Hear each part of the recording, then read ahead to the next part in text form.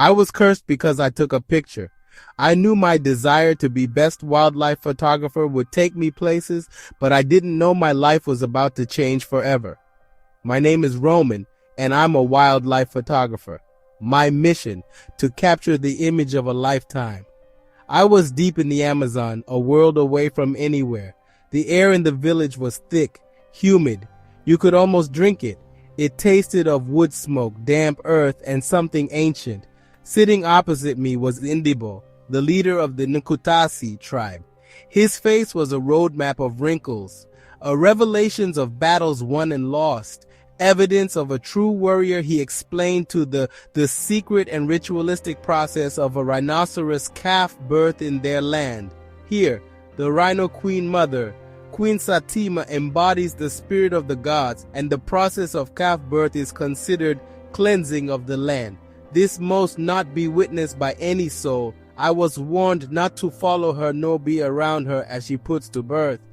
Around us, the village hummed with life, a delicate balance of human and nature. You may photograph from the village edge, but you must not follow Queen Satima or witness her calf birth. The eyes that witness her process is cursed, and most visit Frutifusa, the land of the cursed. To disturb her birth is to curse the land and invite your own death. He told me of Queen Satima, their sacred rhino, and the birthing ground they called Frutifusa. The Frutifusa does not forgive. I promised to honor their sacred spaces, but inside a battle was raging. The voice of ambition was louder. I had traveled the globe, faced down incredible beasts, all for that perfect shot. That night sleep wouldn't come. Before dawn I rose, and the lure of being the best photographer was too strong. Frutifusa, here I come. The jungle swallows you whole. 1 minute you're on a clearing, the next you're in perpetual twilight. The canopy above is so dense only slivers of sunlight make it to the forest floor. The air is heavy, saturated with decay and life. Every step is a struggle. Thorny vines snag at your clothes like grasping fingers. I found the tracks sooner than I expected. Huge prints pressed deep into the mud. They were fresh.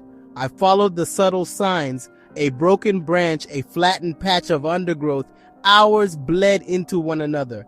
As afternoon wore on, the terrain changed. The ground sloped into a lush, secluded valley, Frutifusa's heart. I crept to the edge and peered through the bamboo. My breath caught. There she was, Queen Satima. Larger than I had imagined, like a suit of gray armor. This wasn't just a picture anymore. It was the shot that would define my career. I told myself I would be careful. I would be a ghost. Not far away, another drama was unfolding. A pack of lean, hungry wild dogs had just lost their hunt to a black leopard. Tatakisha overhead. Tatakisha is the king of Frutifusa, while Queen Satima is the queen. A leadership an ordinary human like me couldn't understand. Etimasa, the scarred leader, tasted the wind and picked up a new scent. The wind carried the alien smell of a man. The pack changed course. Their hunger made them swift and purposeful.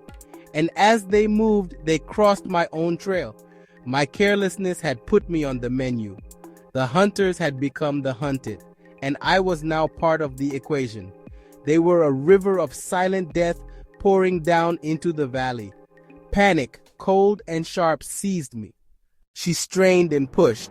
The process was long and arduous. My finger hovered over the shutter. Click! The shutter sounded like a gunshot in the quiet valley. A new life slipped into the world. Small, fragile, utterly dependent. I had my shot. But the jungle holds more than miracles. Not far away, another drama was unfolding. A pack of lean, hungry hunters moved into the clearing. Yellow eyes fixed on the baby. My blood ran cold. A twig snapped. In an instant, feral eyes emerged from the brush. Queen Satima, surging with protective fury, let out a terrifying bellow and charged. I had no choice. Up, into the banyan, the only escape. Perched 20 feet up, the clearing below was a chaotic tableau of predators and danger. The wild dog circled, snapping and waiting for the chance. Queen Satima stood guard, guarding her calf with a ferocious periodic charge. Then from my perch, I saw what was hidden. Two poachers, camouflaged in a neighboring tree, rifle aimed at Queen Satima. They were waiting for the perfect moment to kill her and harvest the horn. They had been waiting for the dogs to leave, or for me to die. I was caught in a deadly triangle. Canine hunters, a mother rhino, and men with rifles. Terror was replaced by guilt. I realized my arrogance had brought this danger here. I remembered the whistle, a gift from the village for emergencies. It was all I had. My only hope was to swallow my pride and call for help from the people I had betrayed. I blew, a shrill three-note blast that cut through the jungle. The poachers looked up irritated. The dogs were confused. Queen Satima bellowed, startled. I blew it again and again. It felt like a child's toy against rifles, but it was all I had. Who would even hear it? The village was miles away. A fool's hope. One man lowered his rifle toward the rhino, the calf perhaps. I was a loose end they'd consider removing. Then, a sound I recognized from the village, a sharp rhythmic cry answered the whistle. It was the sound of the Yanomami warriors. They were coming, appearing from the jungle itself. I had called for help from the very people I had wronged. They materialized from the jungle like an answer to the land itself. They moved with a silent, coordinated grace that made the poachers stunt. The hunters had become the hunted.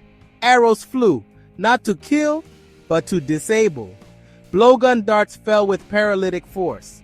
Before a shot was fired, the poachers were overwhelmed and flew away from Fruitafusa into the lands of the wild dogs. The pack vanished into the undergrowth, outmatched by this arrival. Kale came forward, not with triumph, but with a sad, weary face. My legs shook as I descended. Adrenaline gone, leaving only exhaustion and shame. When my feet touched the ground, I couldn't meet their eyes. The walk back to the village was a silent procession of shame. The entire village was waiting.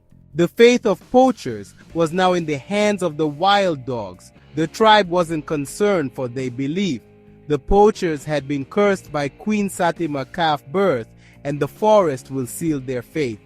But my fate was not theirs to take. It belonged to the village council and to Indibo.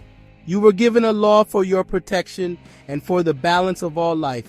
You broke it for pride. The balance must be restored. Their words were grave.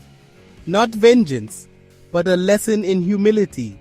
Survive 3 days and 3 nights in the Weeping Marsh. Learn what you would not learn otherwise. The Weeping Marsh, a treacherous edge of Fruitafusa, gnarled trees, black stagnant water, the air thick with rot.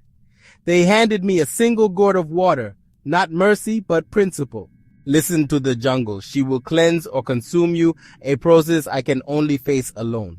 I turned my back and stepped into the Weeping Marsh. The first step sank like a statement.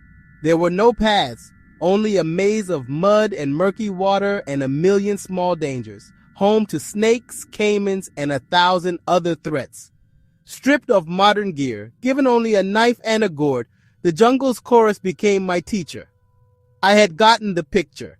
I had to pay the price. 3 days and nights of rain, mud, and learning. If I emerged, my debt would be paid. If not, the jungle would simply reclaim what had been disturbed. Watch out for the next episode. My life has just begun. This is my first day of my new life.